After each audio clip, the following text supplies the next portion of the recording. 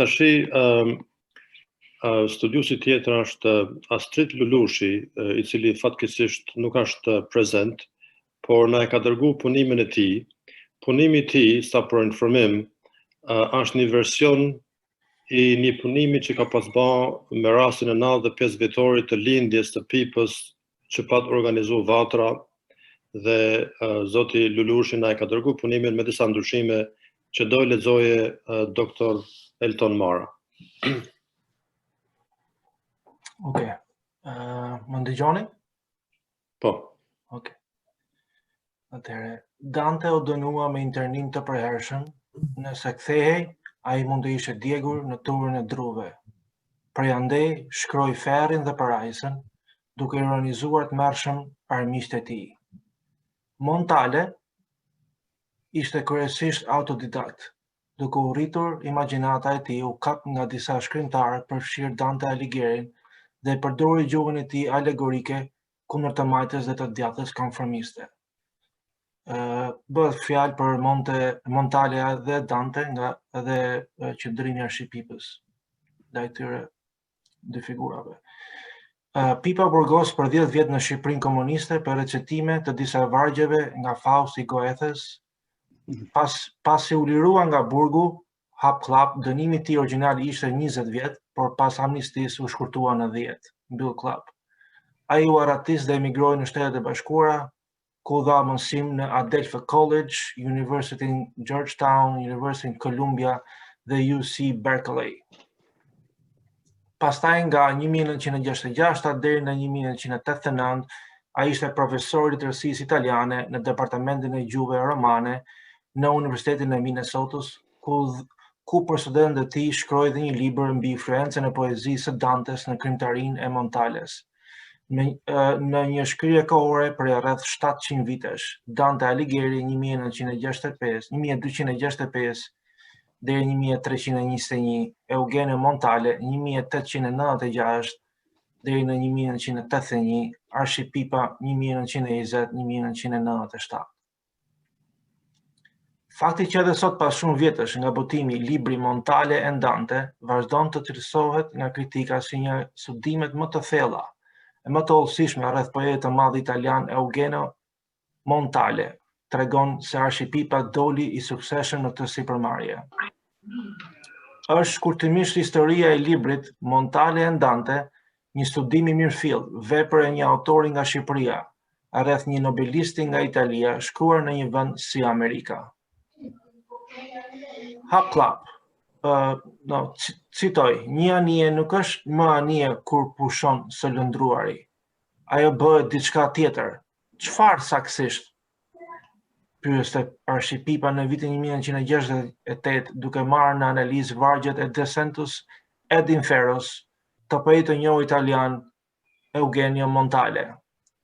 Dhe kjo pyetje nuk mund të shtrohej më drejt e më ngulm se sa nga një intelektual si Arshippipa, ndërsa dheu I tij sapo kishte hyrë në rrugën e shkretë, të verbër, të vetë izolimit të plot dhe ku të qëndronte si anija e pa lëvizur për shumë vite të tjera. Citoj, një anije e pa lëvizshme, e ngarkuar me zemrën e rënduar të poetit, thot Pipa, simbolizon shpresat e tij të rreme. Anija është thjesht objekt I dëshirave të poetit, dhe këto dëshira janë zhgënjyse, të ngarkuara me barrën e iluzionit. Anija qëndron e qetë dhe nuk mund të lëndrojë. Në fakt, duket se asaj nuk e ka mbetur asnjë vel. Era përplaset në anën e jashtme të anijes duke krijuar përshtypjen se ajo po lëviz. Por kjo është vetëm imagjinat. Ajo që duket si erë, s'është gjë tjetër veç pësherëtima e thellë e poetit në agoni me dëshirën për të lëvizur. Është lundrimi I arsyes I përshtatur me erën e dëshirës së poetit, shkruan Pipa në librin e tij Montale e Dante. Libri u botua në Shtetet e Bashkuara 7 vjet përpara se Montale të nderohej me çmimin Nobel në letërsi 1975, dhe 10 vjet pasi Arshippipa, një intelektual, ish I burgosur dhe ishte ratisur nga Shqipëria në 1958, ishte vendosur në Amerikë ku kishte filluar të jepte leksione mbi gjuhën dhe letërsinë italiane e franceze në universitetet e njohura si Columbia dhe pastaj në Universitetin e Minnesotës. Ku duket se ai gjeti edhe kushtet për t'ju kushtuar plotësisht veprimtarisë kërkimore e krijuese në fushën e estetikës dhe kritikës letrare. Në fillim të viteve 1960, Eugenio Montale, një figurë ndërlikuar dhe ndoshta poeti më i madh italian i fund shekullit të kaluar, kishte filluar të tërhiqte vëmendjen e lexuesve dhe të studiuesve anglishfolës. Në Itali ai kritikohej nga disa që thonin se gjatë periudhës së fashizmit kishte heshur në disa raste dhe ishte treguar konformist. Kjo bëri që pas luftës dytë botërore, Montale të shikohej me mosbesim nga forcat e majta dhe të mos përfillej nga e djatha, megjithëse këmbgulte se gjatë periudhës së Mussolinit si poet ai kishte përdorur alegorinë si armë për të luftuar regjimin. Më pas Montale u ndesh edhe me kritika, se ai përdorte gjuhën e Dantes dhe poezinë e tij kishin ngjashmëri të veçantë me ato të poetit të madh Fiorentines. Përgjigjet e tij jo të qarta e shpesh kundërthënëse bën që kritikat ndaj Montales të shtoheshin deri aty sa të fillojë të thuhej gjithashtu se kur Montale shkruante poezi, ai bante të hapur aty pranë Parajsën ose Ferrin e Dantes për të kopjuar, dhe kështu mori emrin poeti dantesk. Gjatë kësaj periudhe, Arshipypa, profesor i italishtës dhe i letërsisë klasike në Universitetin e Minnesotës, ndoshta ndjeu dhe një përgjegjësi morale e profesionale përpara kolegëve dhe studentëve të tij që të shkruante diçka rreth debatit. Ai ishte Montale një poet origjinal dhe duket se për përgjigjen e kësaj pyetje askush më i përgatitur se sa të tjerët ishte Arshipypa. Lindur në Shkodër në 1920, ai kishte studiuar thellë letërsinë botërore, veçanërisht atë klasike. Ishte diplomuar në Itali, kishte shkruar, botuar e kishte dhënë mësime në Shqipëri. Kishte provuar burgjet komuniste, ishte arratisur nga Adeu dhe në 1958 ishte vendosur përfundimisht në Shtetet e Bashkuara të Amerikës, duke sjellë me vete përveç dhimbjes edhe të gjithë bagazhin kulturor të një intelektuali, poeti e studiuesi të thellë. Duket se jeta e kishte përgatitur qëllimisht këtë njeri që sa po të shfaqej rasti të i shprehte menjëherë njohuritë dhe aftësitë e tij, duke u renditur kështu krahas studiuesve më të njohur të letërsisë klasike e të mendimit estetik në botën anglishfolse. Kjo pra është shkurtimisht historia e librit, një studim i mirëfillt, vepër e një autori nga Shqipëria rreth një nobelisti nga Italia shkruar në një vend si Amerika. Citoj: agime që nuk shifen, por veç ndigjohen, gjumë, ankth, andra që shkrifen, tremshen ngatërohen. Këto vargje të kujtojnë zbritjen e Dantes në Ferr apo ngujimin e Montales në anijen e palëvizshme. Në fakt, ato janë vargje të Arshipypës, të përfshira në vëllimin e tij poetik Libri i Burgut botuar me 1959. Dhe kur njeriu i lexon ato, nuk ka si të mos mendojë se pa vepën Montale e Dante, kritika letrare botërore sot me siguri do ndjehej më e varfër. Citoj: një anije nuk është më anije kur pushon së lëndruar, ajo bëhet diçka tjetër. Çfarë saktësisht? Pyeste përsëri Arshipypa në vitin 68 duke marrë në analizë vargjet e poetit e njohur italian Eugenio Montale. Dhe kjo pyetje nuk mund të shtrohej më drejt, më me ngum se sa një intelektual si Arshipypa, ndërsa dheu i sapo kishte hyrë në rrugën e shkretë të verbër të vetë izolimit të plot, ku do të qëndronte si anija e palëvizur dhe me shumë vite të tjera. Duke lexuar Montalen me lente zmadhuese, thon kritikët, profesor Pipa zbuloi se Dante ishte për Montalen jo vetëm thjesht një model gjuhësor, por edhe një shembull i përsosur poetik. Dhe Pipa nuk përpiqet të nxjerrë përfundimet e tjera, duke thënë se nuk dëshironte t'i kalonte caqet që kishte vënë vetes që në fillim të studimit, të përcaktonte për masat e ndikimit të Dantes të Montales dhe të interpretonte poezinë e Montales duke i referuar Dantes. Kaq. Ju faleminderit doktor Elton Mara. Tashi do të ftoj doktor Lisandri Kola, botues i revistës Kens, autor, studiues dhe përkthyes, i cili do të flasë mbi temën me përkthy poezinë e Arshipypës në gjuhën shqipe, sfida për vujtnie.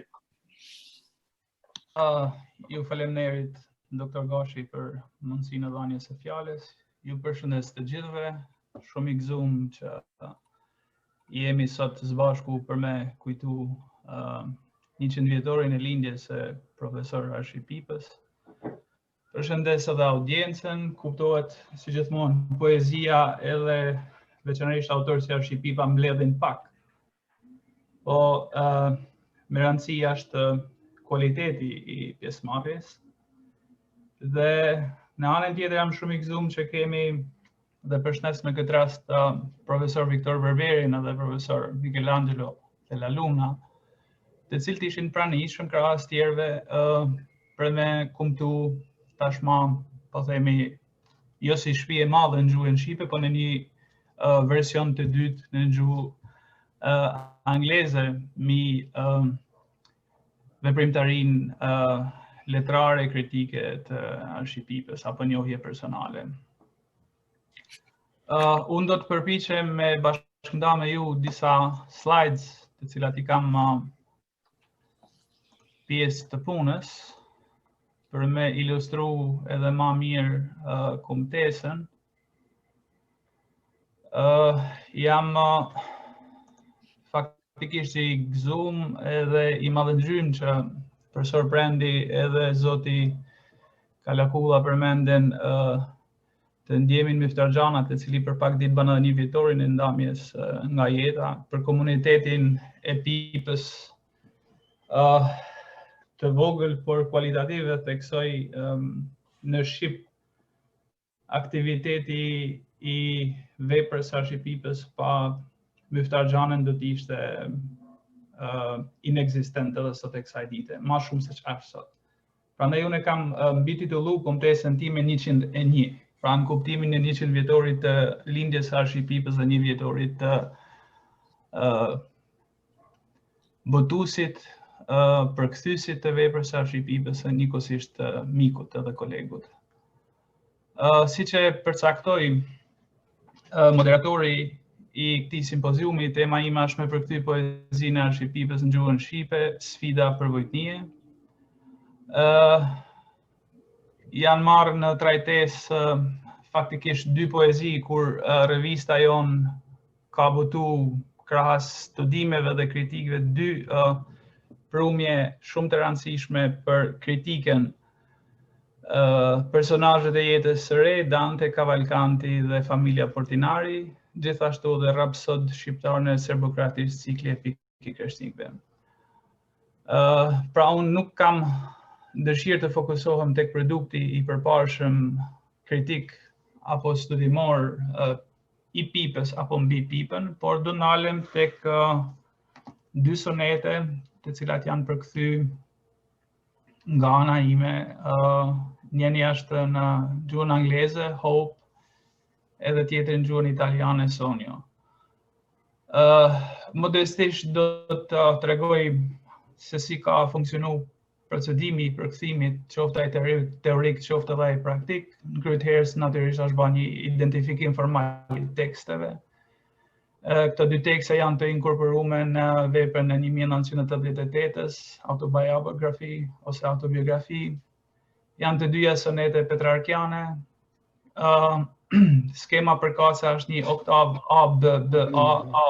A-B-B-A, e cila është në kundërshtim me oktavën raj, siç e ka thënë Aristea edhe unë në studimet tona për Pipën, është A-B-B-A dhe B-A-B, pra që është një katren e përmysur tek e dyta, ndërsa sekstina e sonetit në gjuhën angleze Hope është C-C-D-E-E-D edhe Sonio C-C-D-E-D-E.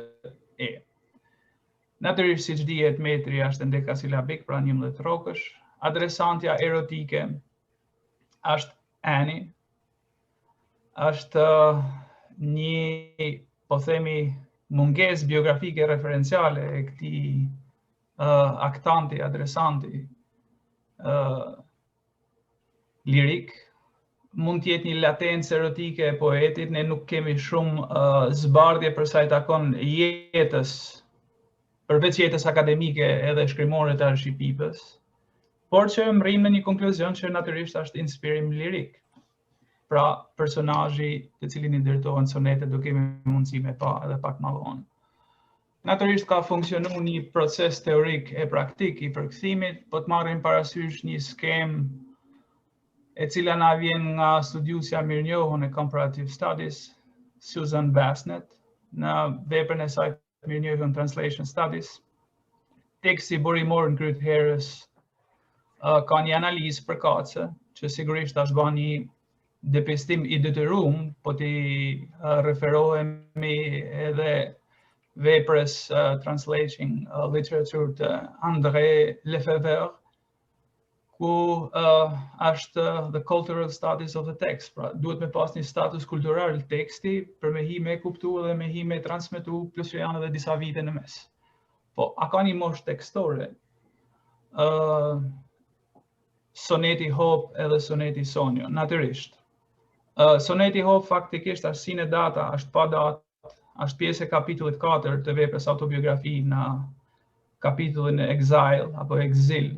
Dhe logjikisht në bazë të depistimit tekstor kuptojmë që është bërë mes harkut kohor 57-65. Ndërsa Sonjo e ka të përcaktuar me datën, është viti 1980 dhe bën pjesë në kapitullin e 6 në Transition. Natyrisht ka një skem poetike, funksionon siç dihet në këtë në lloj poetik pranë sonetin rima, metri, por duhet kemi parasysh edhe diçka që kemi një traditë sonetike shqip. Kemi edhe një kanonizim sonetik të arshipipës në shqip, gjatë që është po themi e pashpallur, por është një ndër sonetistat më kualitativ të sonetit në gjuhën shqipe. Referu prap skemës së Bassnett, ka një funksion tjetër të kjo, po themi, njolla e kuqe ose pink të transferimi apo bartja kuptimore semantike, që është pjesë e procesit edhe kuptimit të një standardi përkthimor që duhet të jetë në gjuhën ngritëse pra në gjuhën shqipe. Kemi një reduktivitet gjuhësor që soneti e parashikon në gjë. Kemi gramatikalizmin, kemi sintaksen, të cilat janë pjesë esenciale e të bamit sonet. Ndërkohë të rindërtimi të njolla jeshile, nëse mund ta quajmë kështu, kemi të kurrin e njësisë minimale në strukturën poetike, tash po I referohem ngritjes në gjuhën shqipe. Kemi minimizimin e rrokjeve, pra mos harrojmë që jemi në 11 rroksh. Kemi natyrisht elemente apo procedime teknike siç është bjerrja e ës, rrokje base, sinkop, apokop, apo të kurrje të tjera të cilat I njeh tradita e sonetimit në gjuhën shqipe. Kemi shartimin e 2 dialekteve të shqipes, gjithmonë I referohem produktit tashma nga ana ime përkthyer në shqip gegetos, mos më pyetni pse kjo është krejtësisht e natyrshme, mendoj, jo përveç shqipen, por edhe për gjuhën shqipe. Për fatin ton të keq në 72-shin e mrapa çdo produkt tjetër jashtë standardisht jashtë zyrtar është konsideruar si heteroglosi, po gegnishtja në rastin konkret është pjesë esenciale e gjuhës shqipe, nuk është heteroglos. Pra, nuk është pjesë e një komuniteti përdorësues gjuhësor të ndryshëm. Ajo është pjesë përballëse e gjuhës shqipe, e pipa ju e dini shumë mirë, ai ka pas përdoresh me I ban, si me thanë, shartimin apo gërshëtimin. Jo vetëm te libri I Burgut, por edhe përkthimet e tija që I ka nga latinishtja. Ju dini shumë mirë që ka autorë të cilë janë përkthy rrajsisht edhe me skrupulozitet në gegnisht, por edhe në tosknisht, sepse ka funksionalitetin e vet përveç se sonorik, por edhe aktivizimin e strukturave poetike të cilat dialektet I diferencojnë njëna me tjetrën. Në një përkthim, pavarësisht gjitha fjerove të cilat unë do t'i përmend, është mundu me rujt leksema si vlerë tekstore, poetike, apo fjalët çelës të soneteve. Janë disa shtesa strukturore në gjuhën ngritëse pa cenu tekstin burimor, ka një organizim të përgjithshëm që mban tempin edhe ritmin, që është tekstoria, koha edhe ritmi, siç e përmenda. Soneti në anën e majt të ekranit Hope for Annie. Si që shikoni ka rujtjen e saktë të strukturës rimore, pra mos t'i përsëris edhe një herë. Dhe ndoshta është, po themi, puna ma e mirë dhe vlerësuar në krahasim me sonetin tjetër Sonjo, për me rujt, po themi, të pacënuar integralisht poezin, pra pa pas shumë firo si përkthim.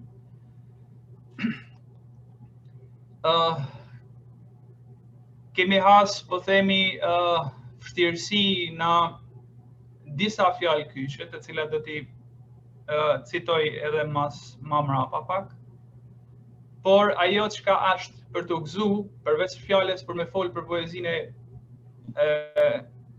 shkruar në gjuhë të huaj dhe profesor Arshipipës, që ka vlera të jashtëzakonshme jo në gjuhë dhe aksion me cila është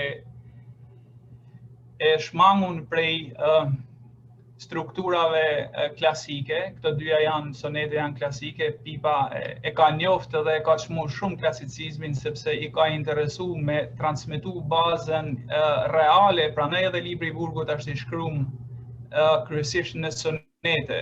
Nuk është vetëm koha edhe mundësia e tij në kushte mizore Burgut, por është kondensimi edhe të kurrja edhe saksimi, me thënë sa më shumë me sa më pak.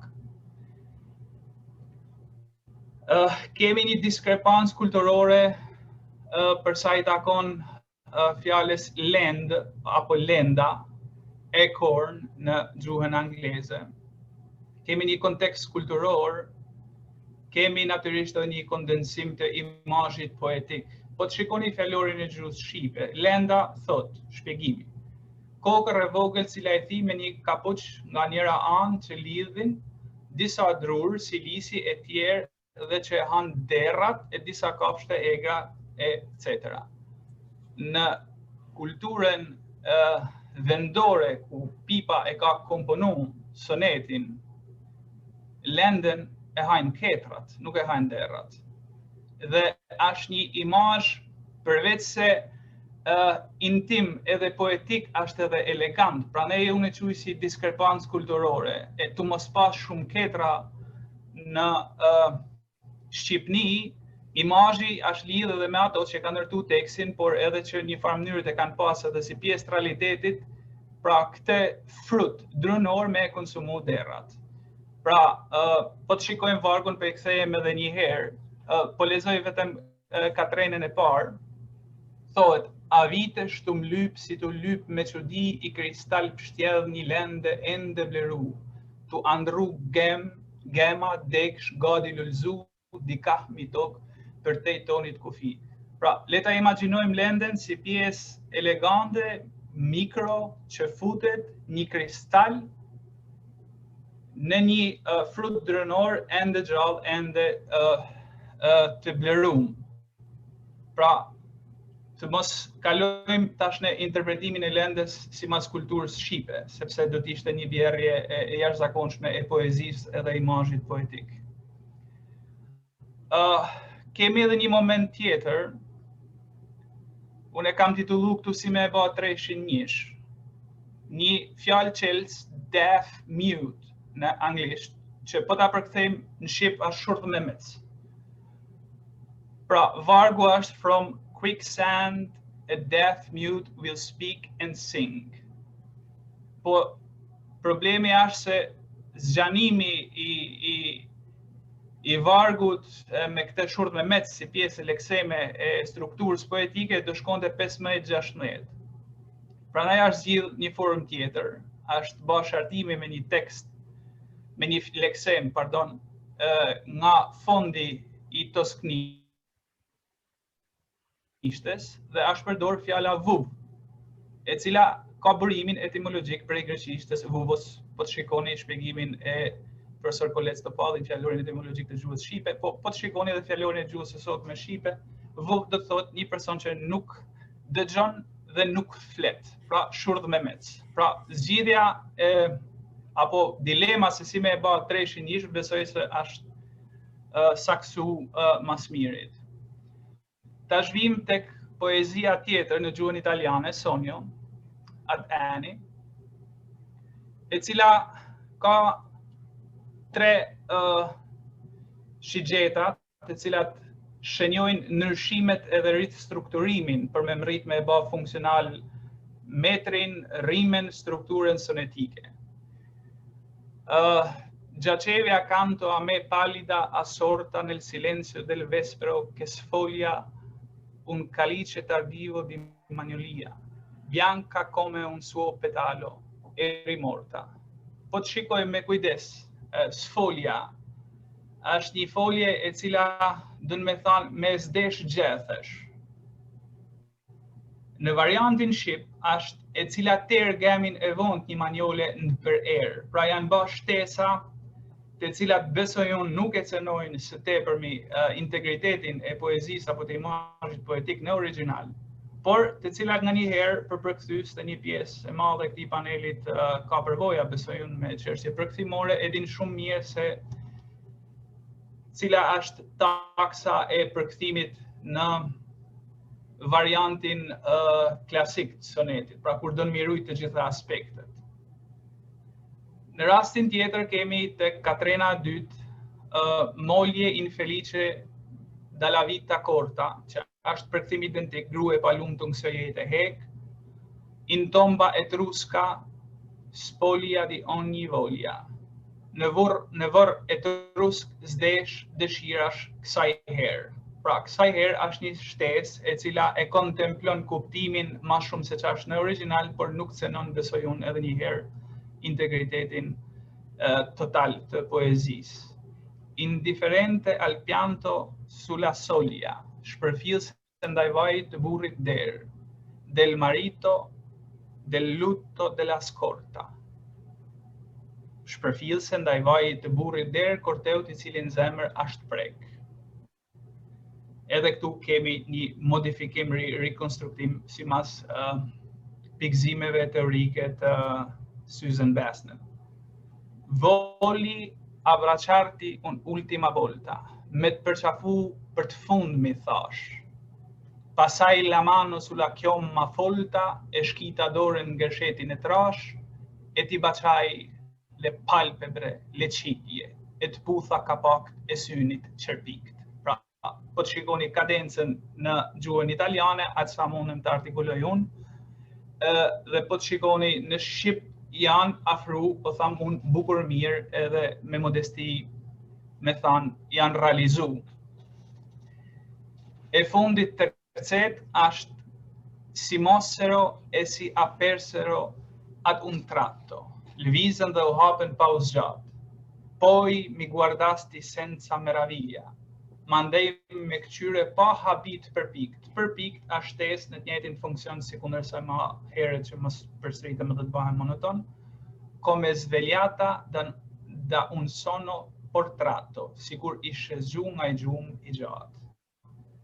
Pra, me aq sa mund të na lejojnë edhe limitimi kohor, mund të identifikojmë, po themi, një përpjekje modeste për të pru simas kanonizimit sonetit në gjuhën shqipe, vetë një sonetist të mirëfill siç ishte Arshi Pipa, një strukturë poetike e cila është realizuar mas mirit edhe në gjuhet në cilat janë shkruar direkt. Pra, respektivisht në gjuhën angleze edhe respektivisht në gjuhën italiane, i referohem Hope edhe Sono.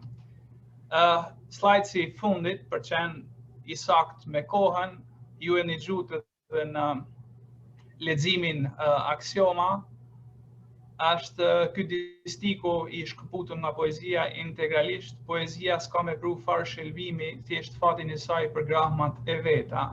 Një farë mënyrët kjo nuk është ftesë për t'ja u shpërnda panelistëve apo audiencës që Arshi Pipa nuk ka me pru farë shëlbimi. Unë besoj që Arshi Pipa e ka pru edhe pse mas shumti i jashtë Shqipnie shëlbimin kulturor. Ju falenderoj për duresen, ju falenderoj për pranin edhe vëmendjen e gjithë secilit. Faleminderit zoti Kola për shpallimin që na jep mbi procesin që ke ndjek me përkthimet e poezive të Arshi Pipës. Shumë kush nuk din apo nuk i ka lexuar poezitë që Pipa ka shkruar në anglisht dhe në italisht. dhe kjo është një ndihmës e madhe në veprën e Pipës. Tashi Anton Qefa, poet, studius dhe ish redaktor i gazetës Dielli, nuk është prezent, por një pjesë të shkrimit të tij do ta lexoje zoti Lisandri Kola. Me knatësi, kisha vetëm një shtesë të vogël. Autobiografia faktikisht ka 4 variante shkrimore në gjuhë të huaja, përveç anglishtës e italishtës, është edhe në franglisht edhe në gjermanisht. Pra kemi një vepër 4% korrekt me audiencën. Faleminderit.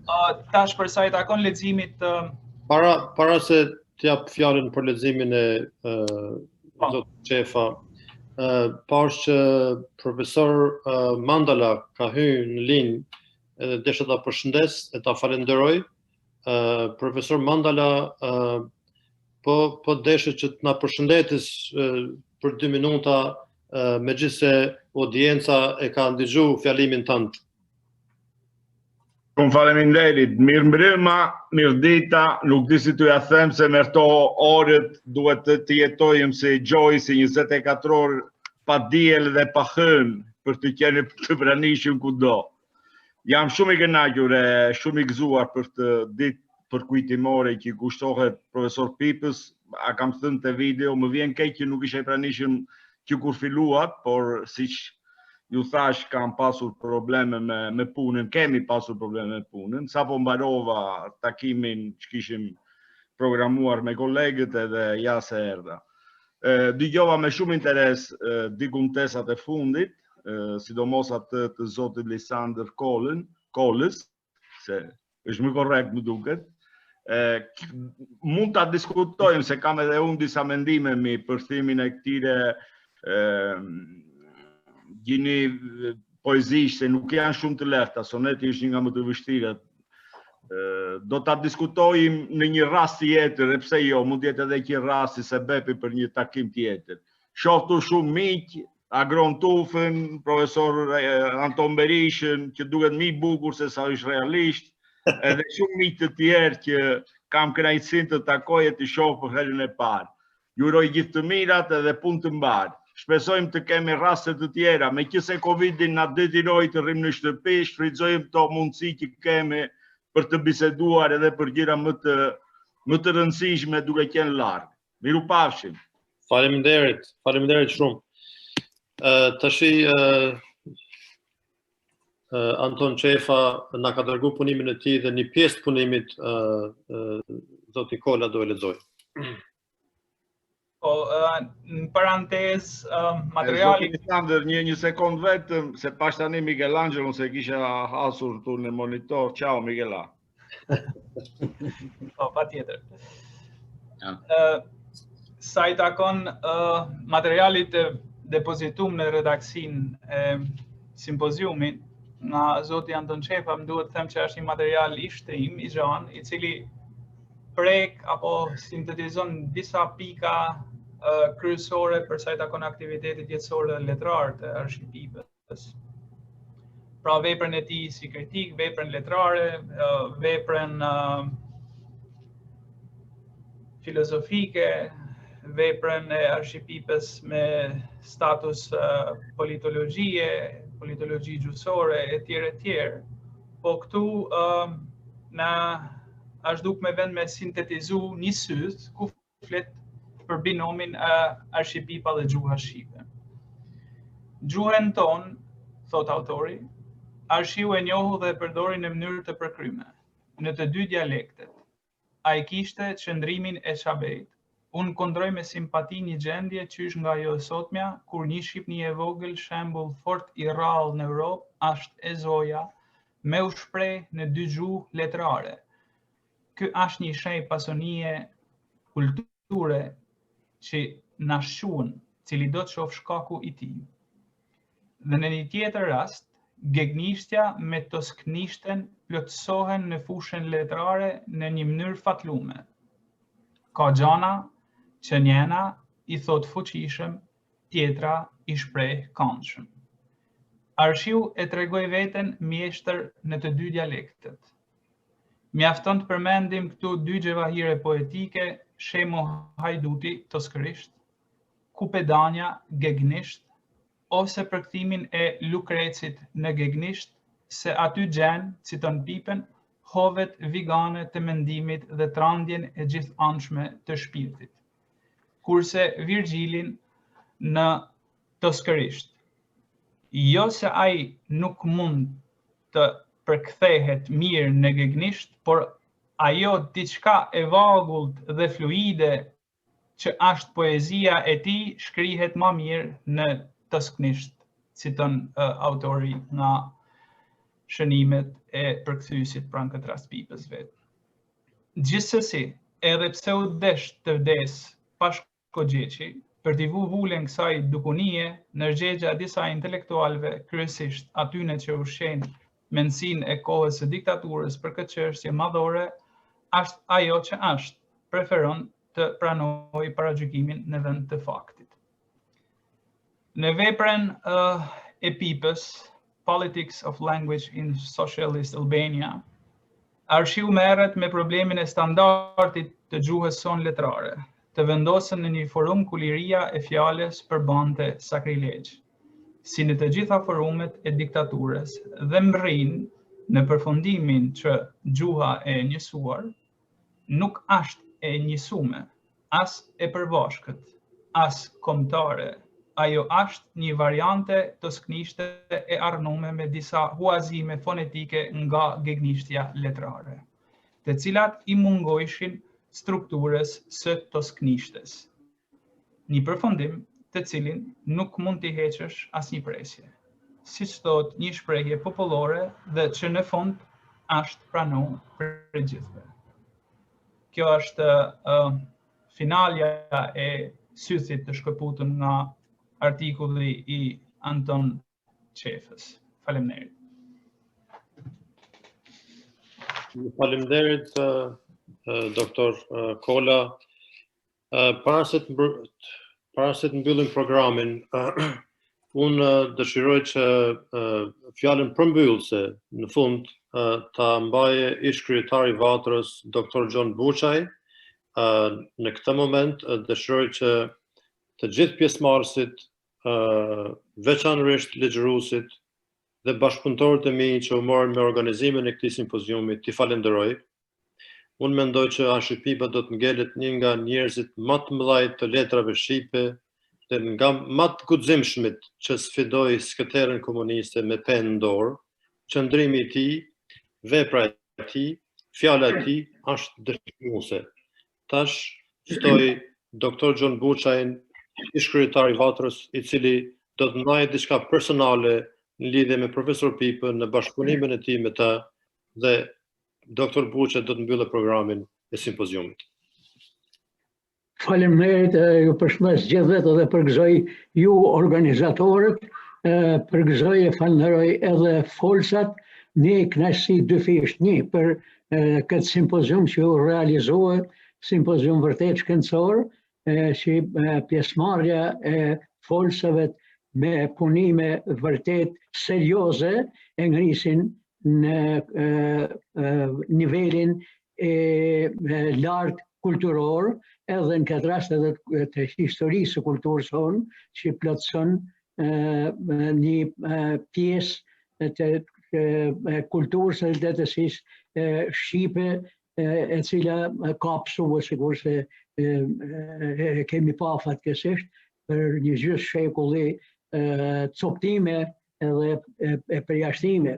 Kënaqësia tjetër është edhe personale, sepse shoh disa figura, disa të njoftuna para shumë kohëve, sikur profesor Berishën, edhe disa që I shoh për të parën herë, por që I kam njoft edhe ndërta po kom rastin të shoh edhe personalitetin Agron Tufën, profesor prej italo-shqiptar, edhe ju organizator me këtë simpozium, Vatra ka vazhduar traditën e saj me organizimin e simpoziumeve të personaliteteve të kulturës shqiptare që kryesisht që kanë pas të bëjnë me vatrën, po natyrisht si Nolin edhe për Konicën. Për Nolin të i plotësua ato që i ka lanë anash kultura, letërsia, zyrtare e Tiranës e kohës diktaturës.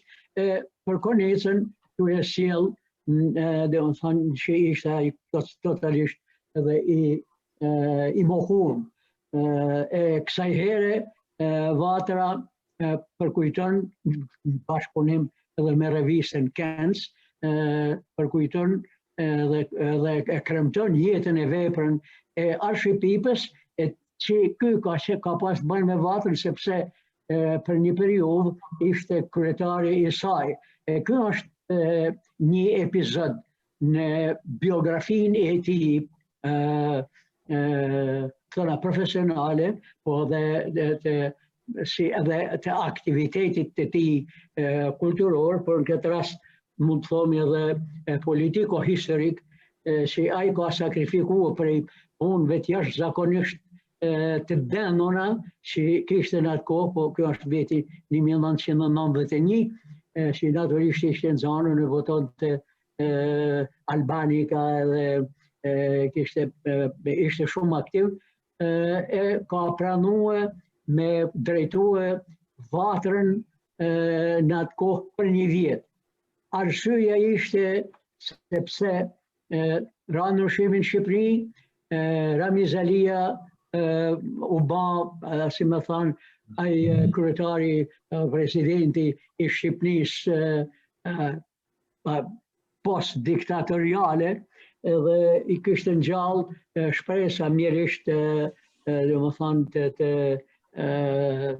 të thata, por se ai do të jetë reformatori i vërtet i jetës politike në Shqipëri, që ishte vetëm një mashtrim, edhe në atë kohë njerëzit të imanuar se ky, dhe më thonë, do të bëjnë edhe ndryshimet, disa, sidomos në atë vjetrit e kanë besuar këtë gjë, edhe ishim në përgatitje për kuvendin e 91-shit, kuvendin e vatrës, dhe në një mbledhje të degës vatrës, ishte më e fuqishme ajo e New Yorkut, dhe ishim mbledh për të caktuar delegatët për kuvendin, po aty na erdhi një person me një numër aktivistash që i kishte marrë dikun poshtë përpjet, edhe erdhi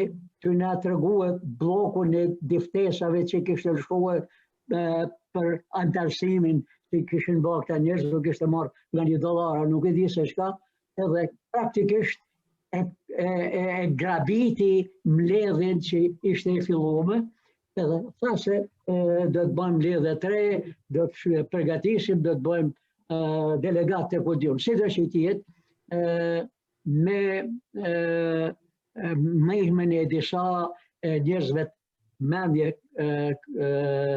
akut, u mrejti me u shafit emocioni dhe hovi i kundërshtues që ngjalli në vatër, sepse ky ishte një njeri i cili e ka majt në 90-ën për 6 muaj, e ka majt gazetën Dielli, edhe tënë çka ka botuar për atë 6 muaj, titullin, do të thonë, atë ikjen e masive të shqiptarëve në Peranie, e ka dhënë vetëm si lajme, sikurse e ka dhënë edhe shtypin atë kohë në Shqipëri. E na ishim të alarmuar se ky u parapaqi do të ishte editori i Diellit, edhe me një kryetar që gjithë respektojshëm, ishte një shqiptar amerikan nga vjetët e lindën në Amerikë. Ky rast na alarmoi, edhe masi mbrejmë të kuvendi, i bëm një biseduam dhe i bëm një telefonat Arshipipës, a pranoni se këtu është përmend propozimi që ti një kryetari i vatrës, edhe a pranoni ju kandidaturën se duhe edhe në mënyrë, domethënë, kështu të rregullt me paraqit edhe kandidaturën, I dham numrin e faksit edhe fjalëpër me shkrim edhe ai na shkroi se po. E pranoi kandidaturën për kryetar edhe editor dillit për 1 vjet. Edhe nëse jam rritëm për mos me zgjat, por ai e mbajti për 1 vjet gazetën, mbajti edhe kryesinë e Vatrës, edhe ishte ajo natyrisht ishte njeri me autoritet, prandaj e propozuam, domethënë që ta kalojshim aty krizën, edhe natyrisht gazeta kryesisht ka pas shkrimit e tij për atë vit, bisedat e mbledhjet që ka vinte nga Washingtoni me bë mbledhjet e rregullta të Vatrës, me atë zonin e gjithmonë ka marrë parasysh sa ashpërsi, sa I egër ishte argumenti, apo I but, gjithmonë zani I tij ishte I një niveli, e përmeni, duket se dikush e përmeni se ai edhe në poezina nuk ka përdor fjalë fuqishme, bombastike, por ka qenë, domethënë ajo e zakonshmja e butësia ku janë shpreh ato ndjenjat e fuqishme. Edhe kjo është dalluar edhe gjatë takimeve që kemi pas. Edhe ky sukses natyrisht mas 1 vjetit e liruam, me mirënjoftje, edhe besoj se ky rast, ky epizod e plotëson edhe është I nevojshëm që ta plotësojnë atë si më thon pikturën e përgjithshme të jetës edhe të veprës së Arshipipës. Unë po ju falënderoj, po ju përgëzoj edhe një herë, edhe po përshëndes të pjesëmarrësit që këtu janë po kam rastin, domethënë po këtu janë këtu, tash po I shoh profesor Miftari, Ahmet Qafo, kryetari I Vatrës, zotin Agron Tufa, I cili ka rrit edhe deri në Vatër, edhe ky që është kujdes për shëndetin e saj. Zoti Agron, ky simpozium I sotshëm është desmi se Vatra gjallëdon në rrugën e traditës themeluesave me gjithë vështirësinat aktuale që ka, edhe kam kënaqësi që përshëndes edhe profesor Mateo Mandalat, cilin e njoh e vërtet qysh në kohë kur kam jetuar disa vjet në Itali, edhe ju organizator, profesor Gashin, doktor Elton Marën, zotin Armin Zotaj, Lisandri edhe Aristeja që janë bashkë organizator këtij simpoziumi edhe editor të revistës, edhe zotin profesor Berishën, po e shoh mas shumë vjeç. Uroj që çdo njeri të kemë rast ndoshta mas këtij virusi të padukshëm, edhe të shpëtojmë edhe prej virusave që duken e ecin 2 kam, kemi rastin që edhe të takohemi, të mallemi, por të vazhdojmë në rrugën e traditës së kulturës shqiptare edhe të jetës të shoqërisë shqiptare që sot vuan, por sa do vujtje që ka, do të jemi optimista, edhe realizimi I këtij simpoziumi e shton optimizmin ton edhe shpresën për të ardhmen. Ju përshëndes gjithëve. Ju faleminderit, doktor Buçaj, është shtru pyetja për ndonjë pyetje përgjigje, fatkeqësisht për çështje teknike, audienca nuk është në gjendje të na dërgojë pyetje për panelistat, por mund të bëjmë pyetje ne njëri tjetrit për disa minuta, sepse ne kemi parashikuar ta mbyllim programin në orën 1 dhe kemi kalu orën një për këtë arsye, nëse dikush nga panelistat apo pjesëmarrës që janë këtu që mund të bëjnë pyetje direkte, janë të lirë të bëjnë ndonjë pyetje.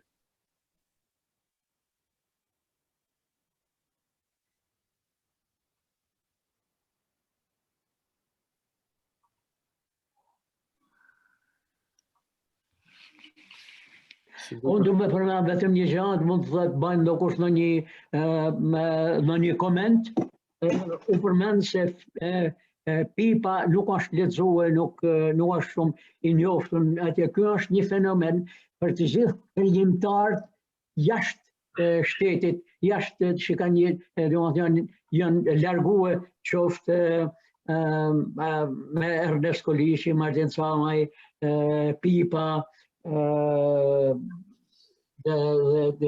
dhe krijuesat tjerë që letërsia zyrtare e kohës diktaturës e mjerisht ky mentalitet ka me jetën me i gjallë edhe sot që tentojnë të ndajnë letërsinë edhe letrarët në ata e na edhe të konsiderojnë ta si disi të jashtëm. Dhe më thonë mungon ky integrimi në strukturën e letërsisë shqipe përgjithshme, se këta njerëz kanë punuar, kanë krijuar jashtë, por kanë punuar, kanë krijuar për letërsinë shqipe. Unë po përmendi antologjinë e letërsisë shqipe në gjuhë italishte që ka botuar Ernest Kolishi në Rom, ka shkruar, i ka rreshtuar krijuesat, i ka përfshi edhe ata të Kosovës, edhe ata të shqiptarëve të Maqedonisë, edhe ata që ishin për jo, edhe arbësh, gjithë një të letërsisë edhe të krijimtarëve shqiptarë, të gjithë që janë të përfshirë edhe ata që ishin përjashtuar prej diktaturës, prej letërsisë realizmit socialist e tjera. Nuk e di ndonjë koment dhe të ishte shumë i pëlqyeshëm prej këtyre folësave kompetente që janë. Faleminderit doktor Buçaj. Ndonjë tjetër, ndonjë koment apo ndonjë pyetje? Edhe kjo çështja që ka ngritur tani zoti Buçaj, të cilin përshëndes vllazërisht, është një çështje që duhet trajtuar seriozisht, sidomos më përpara në rrethet studimore, sepse me të vërtetë është një marrje peng të kulturës shqiptare, mbashkiptare. Dhe nuk mund vazhdojmë akoma të jemi të burgosur të ideologjitë të kaluara e të mos kemi larg pamësinë që patën pararësit tanë, që ta kalojmë të lumin që kemi përballë e të fillojmë të diskutojmë si një kom që nuk ka kufi të këtij lloji. Unë mendoj, jo që tani, por kemi diskutuar dhe një nga arsyet për të cilat polemizonim me profesor Pipën ishte pikërisht kjo. Ai sigurisht kishte qëndrime të korrekte, por letërsia, këtu kemi shkrimtar përveç se studiues, shkrimtar shumë të mirë, e din ç'do të thënë letërsia. Letërsia nuk është terreni i konflikteve ideologjike. Se po të jemi shtu, do më thënë që jemi akoma kemi mbetur në burgjet. Letërsia është mbretëria e lirisë, e kjo duhet marrë parasysh, pavarësisht se nga vjen. Unë jam i bindur që edhe kjo që argumentu mund të diskutohet thellë, se kemi materiale për të thënë, gjëra për të thënë. Edhe faleminderit zoti Buçaj, shpatet kurajon që ta ngrinit ju të problem. Faleminderit shumë, profesor. Atëherë unë diçka do shtoja në vijimësi të profesor Mateo Mandalas. Sigurisht, letërsia ka ligjësi të tjera zhvillimi dhe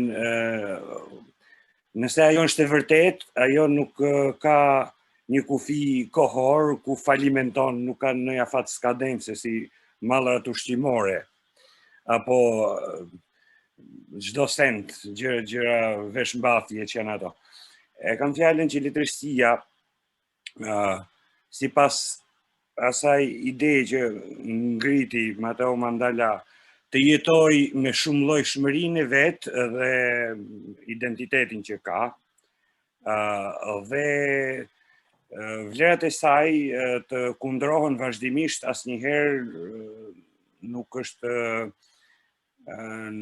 bërë sa duhet.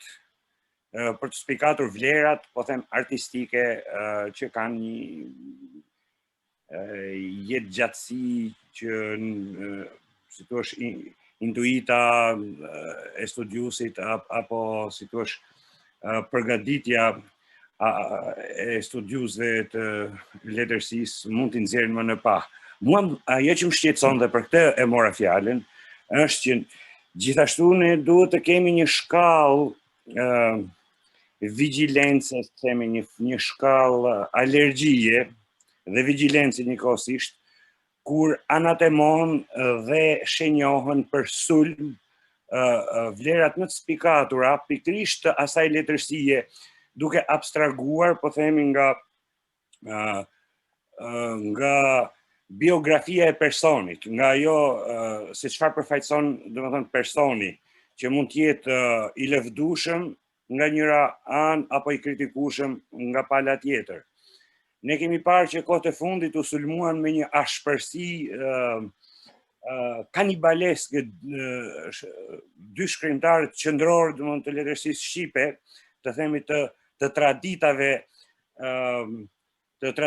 të paramoderniste dhe deri diku, domethënë moderniste, postmoderniste, si janë Koliçi dhe Camaj.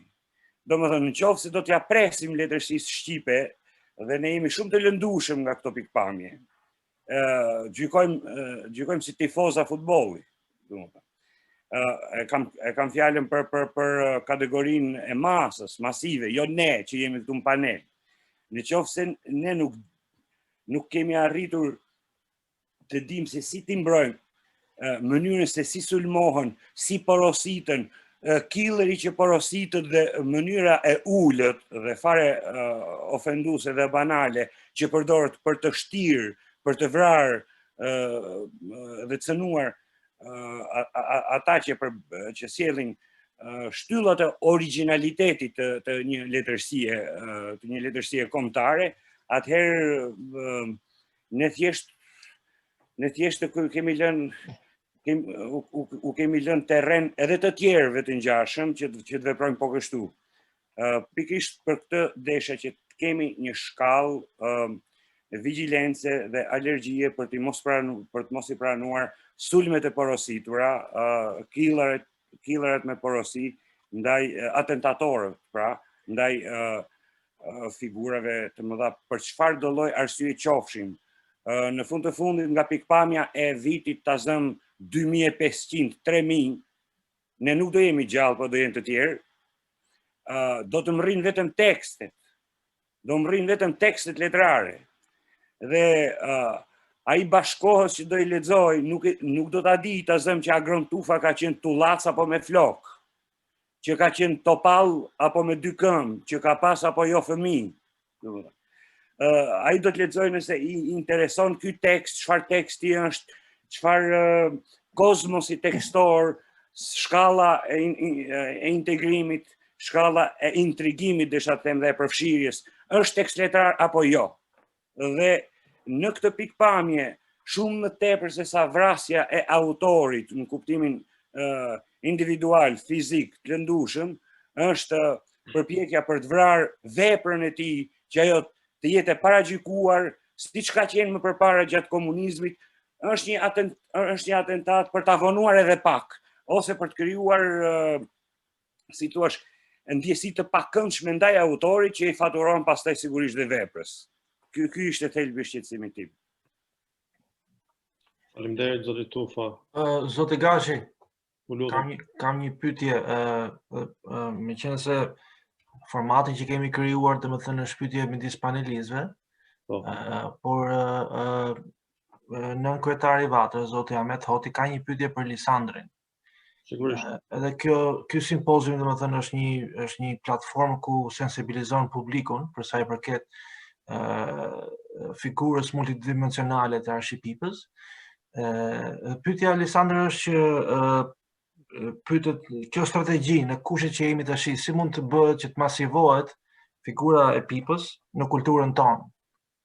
Pra të jetë ketë një strategji për ta parë këtë më tepër dhe për ta bërë më publike. Si mendon? Po, unë ju falenderoj shumë për këtë pyetje, sepse kjo është një pyetje që paktën unë kam një 5 vite, 7 vite që e shtroj krahas kolegëve të tjerë në Rum që janë këtu në panel në një formë apo në një tjetër.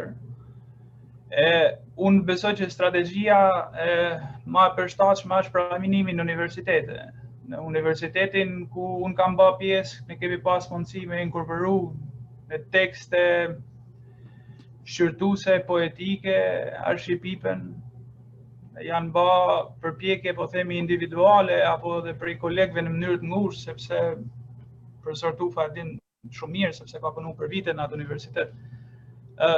Pipa ka qenë i mohumi apo i përjashtumi ma idej i letërsisë shqipe. Jo vetëm në kushtet e komunizmit, por edhe në kushtet e pas komunizmit. Strategjia e parë është kontakti i pa interesi intelektualëve për me pas afër vetes figura si Arshipipa e para. Pjesa e integrimit në për universitete është tash 30 vjet e vonuar me vepër të Arshipipës, jo vetëm si kritik, por edhe si letërsi. Pjesa tjetër pastaj janë institucionet shtetërore shqiptare të cilat duhet të dalin prej kontureve të tyre politike dhe ministri i shtetit, ministri i diasporës që është në detyrë duhet me marrë parasysh sensibilitetin e intelektualëve në rastin konkret për me pru në Shqipninë e mohuar me Arshipipën. Kjo është absurde që një autor si Arshipipa që i ka kushtuar gjithë jetën letërsisë shqipe dhe kulturës shqipe, pavarësisht se vepra e tij e madhe është e shkruar në gjuhë huj, është i mohuar nga institucionet shqiptare. Unë personalisht me punën modeste të revistës bashku me kolegë të ngushtë të punës kemi bë apel shtetit shqiptar për me pas po themi interese dhe vëmendje jo vetëm për faktin e një shtatore e cila është e mohuar, po pikësparit për me e pranu konceptualisht si figurë dhe si kulturë Arshipipën. Pastaj strategjia tjetër është kolaborimi me familjarët faktikisht. Në bisedat mushta me zot Nigashin e kemi diskutuar që tashma nuk është vetëm me interes përkthimi në gjuhën shqipe, është përkthimi për shembull i paradigmës Gramsci është botimi në gjuhën angleze, edhe duhet me kontaktu me individ të cilët janë kompetent për shembull të universiteteve të cilët kanë shtypshkronjën fuqi, University of Minnesota apo universitete të tjera apo aleanca të tjera që duhet me e pas këtë vepër post-mortem me të botuar. Pra, strategjia është bashkimi pa interes i intelektualëve, i grupeve të cilët kanë dëshirë me pas afër vetes dhe mos me lanë ma të mohuar Arshipipën apo shumë autorë të tjerë të letërsisë shqipe të cilët vazhdojnë me qenë unë çka bëj në universitetin a shumë pak, sepse unë e kam pjesë integrale dhe autor të rëndësishëm, Arshipipën e kam bazik edhe ekzistencial, po është absurde të bëhet në Amerikë dhe mos bëhet në Shqipëri. Unë nuk di si ta kuptoj me sinqeritetin më të madh. Nuk di si ta marr vesh. Dhe unë të gjej, po themi, bashkë me pak kolegë, dikur njëherë një kohë në Universitetin e Tiranës, që ta fusim si ilegal Pipën. Dhe të lexojmë sonetet e tij apo poezitë e tij me studentë tonë, të cilët, si me thanë, janë përpara një fakti që nuk e njohin fare, por i duket ku diun, krejtësisht absurde një fenomen si puna e tij, përveç se fenomen kritik, thash edhe një herë fenomen letrar.